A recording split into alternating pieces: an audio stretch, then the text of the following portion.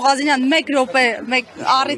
լավ, ամեն դեպքում պարոն Ղազինյան, ինչի մասին է, թե մենք առիթ ունեցել ենք զրուցելու, դուք նշել եք, որ անհիմն է, բայց ինչ ակնկալիք ունեք եւ առհասարակ ինչ է այսօր լինելու այստեղ։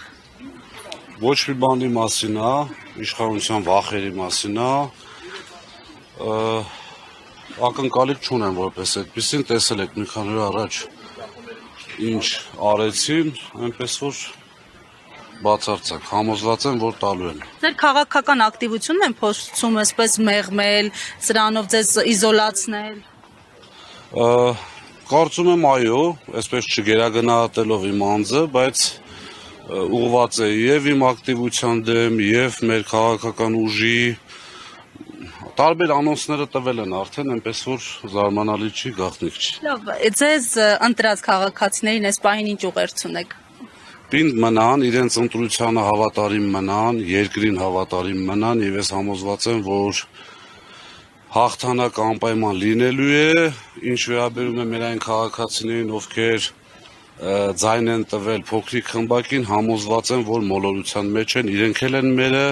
եւ ունենալու ենք անպայման շատ ուժեղ Հայաստան, որպեսզի այսպիսի բաներ չլինեն։ Ղազինյան զայնագրության մեջ նշվում է, որ Ղազինյան դավոն 1.400.000 դրամը տվել է Արմանին։ Կպարզաբանեք նախ դուք եք Ղազինյան դավոն։ Առասարակ ճանաչում եք այդ զայնագրության։ Արմանը ով է։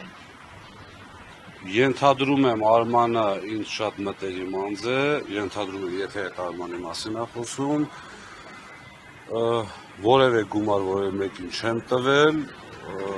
ինչ վերաբերվում է զայնագրությանը, դուք էլ եք տեսնում, այնտեղ գլխավոր դերում Մաքրուին է,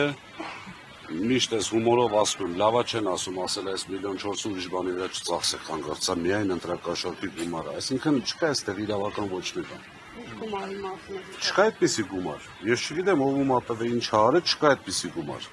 Նախ եթե անգամ տեսականորեն դա տրված լիներ, ինչ է նշանակում, ես մտել եմ տարածք կամ տվել եմ գումար ինչ-որ մեկին, ասել եմ սա ընտրակաշառքի գումար է,